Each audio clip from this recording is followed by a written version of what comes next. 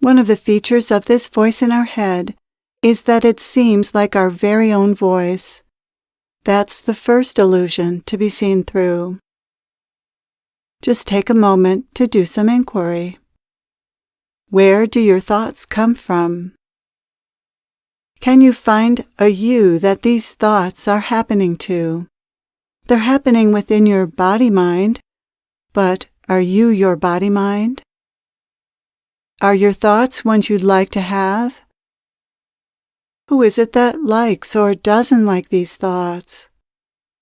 How can your thoughts be your own voice when you don't even like much of what this voice says, and when in fact this voice often makes you feel bad? Who is it that is aware of not liking some of your thoughts? This voice in your head is not your voice, and it doesn't have to be your voice. You are what can choose to believe those thoughts and give voice to them and act on them, or not. What is it that's aware of your thoughts and can choose this? This is a great mystery, isn't it? We are all a great mystery and part of an even greater mystery. Thoughts seem true. The second illusion is that our thoughts seem true. We're programmed to automatically accept our thoughts without questioning them. But are they true? When we become more aware of our thoughts, we discover that many of our assumptions and beliefs are contradictory or untrue. They may have been true once, but are they true now? Many of our beliefs are what we were taught as children. We accepted what we were taught then, often without questioning. As adults, most of us still don't question our beliefs because most of us aren't aware of what we're thinking. Racial prejudice is an example of beliefs that are acquired from others that shape our behavior until we examine them more closely. As children, and even more recently, we came to conclusions about ourselves, other people, life, and God based on our experiences and limited understanding. These conclusions became part of our identity and self-image and are reflected in the thoughts that run through our mind. Until we become more aware of these thoughts and examine them, we continue to believe them, and they determine our behavior and experience of life.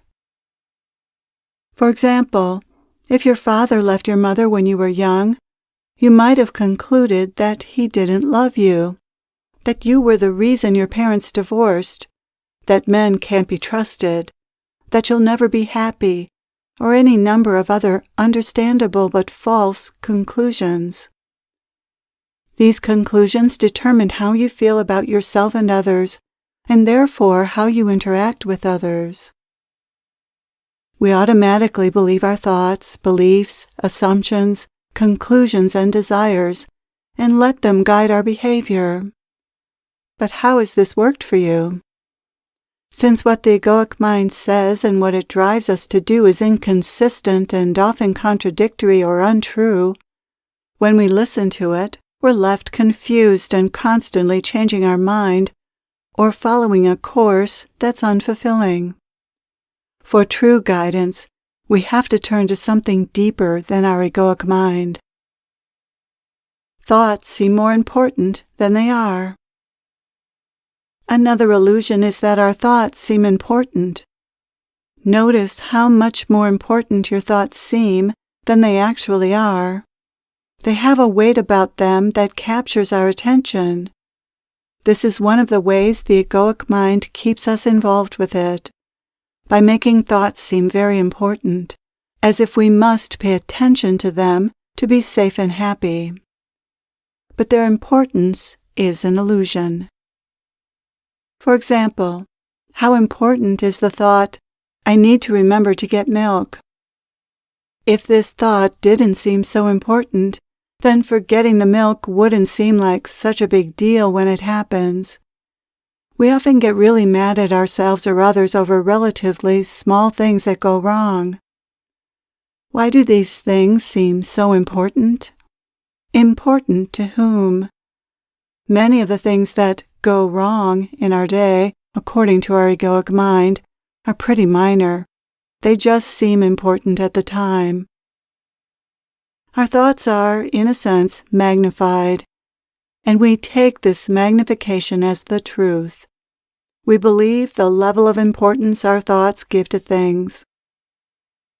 As you go about your day, just notice what your thoughts are saying about life and about what you need to do. I have to do this, and he has to do that, or else. We all have a mental list of what we'd like to accomplish and what we think we need to accomplish. But do you see that this list is arbitrary, made up? Who is it that says you have to do something? Is it you, or is it just a thought? Who is pushing you? Who is running the show? And how does that feel? Most days are quite ordinary, filled with the usual, relatively unimportant tasks. But the mind makes even small tasks seem important. Our mind zooms in on the smallest things and blows them up out of proportion. It makes mountains out of molehills, as my mother used to say. This is just what minds do. Are things as important as your mind tells you they are? Is it so terrible if things go differently than you thought? Is it so terrible if you forget something or make a mistake, or someone else forgets something or makes a mistake? In any event, it's done, and there's no use crying over spilled milk or no milk. When things don't go as planned, simply asking, "Is it that important?" can be helpful. Answer this question from a place of being zoomed out. Will this be important a year from now or several years from now? Will this be important on my deathbed? Many of the things we get upset about wouldn't be important even moments or days later. When the egoic mind doesn't have anything of real importance to focus on, it makes insignificant things important. The egoic mind makes life more serious and difficult than life needs to be. It makes some things that aren't a matter of life and death seem like they are. This is one of the ways that we, our egos, make ourselves important. If what we're doing is important, that means we're important. Thoughts tell stories. This brings us to another feature of the egoic mind. It creates a sense of being someone by telling stories. The egoic mind is all about building and sustaining a sense of self, whether it's a positive sense of self or a negative one. One of the ways it does this is by making what we do and what happens to us a reflection of either our worthiness or unworthiness. Throughout our day, the egoic mind refers experiences, even the most mundane ones, back to me and tells a story or negative story about me. The ego examines each experience for what it might mean about me and comes up with conclusions or stories. So even something like rain happening on the day you've planned a picnic becomes all about you. Why does it always rain when I have something planned? Or the ego puffs itself up by taking credit for something. I manifested it, rather than recognizing all the forces at work that allowed that to come into manifestation. Life is just the way it is, while the mind tells stories about how that relates to me. When we make a mistake, we declare, "I never do anything right." When we don't sleep well, we conclude, "I'm going to be off all day."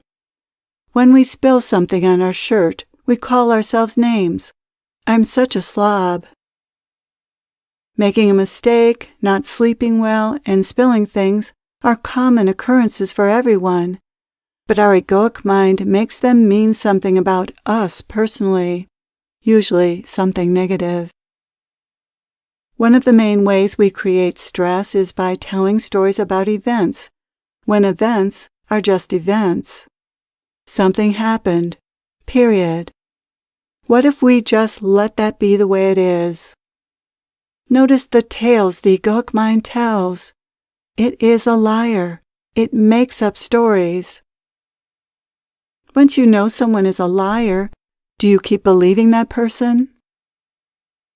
Recognizing what the egoic mind is up to and how its stories make us feel stressed and unhappy releases us from the ego's grip.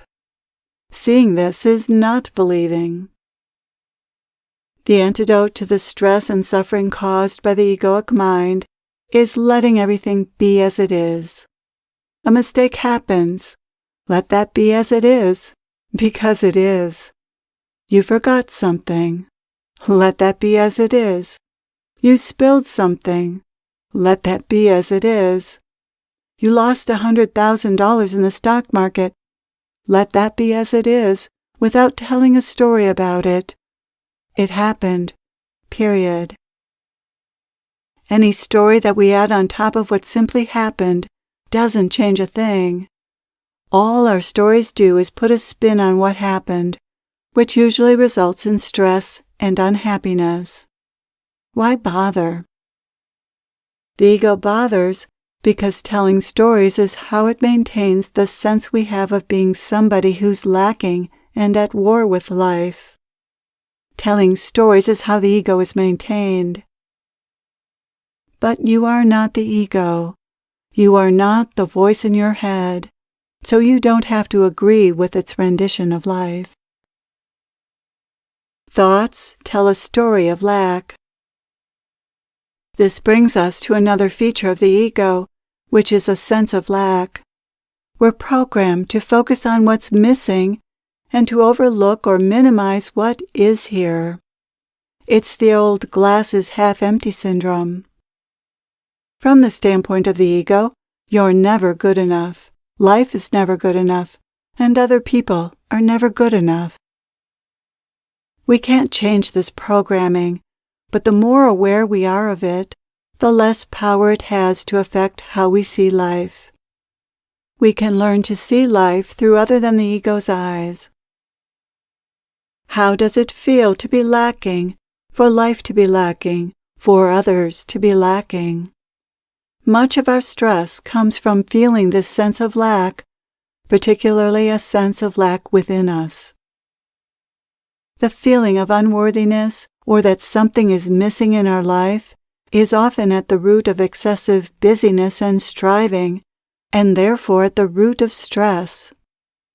By being very busy or working very hard, we often try to compensate for such feelings of lack. Alternately, we might seek love and approval from others, or compulsively try to fix and improve ourselves. If these strategies don't work, or if they've left us exhausted, we might turn to drugs, alcohol, or food to escape from our pain, or to comfort or numb ourselves. Is it any wonder that addiction and overeating are major issues in our overly busy and stressed out society? These are ways we're trying to take care of our exhausted, stressed out selves. Unfortunately, these coping mechanisms don't work for long and leave us less healthy and feeling even worse about ourselves. We need to get to the root of our busyness and stress, which is the sense of never being or having enough, which we all have to one extent or another by virtue of being human and having an ego. One of the antidotes to this sense of lack is to have compassion for the suffering caused by the dilemma of having an ego that's never satisfied. Summoning compassion for ourselves moves us out of the ego's domain and into stillness, where it's possible to discover that nothing is lacking.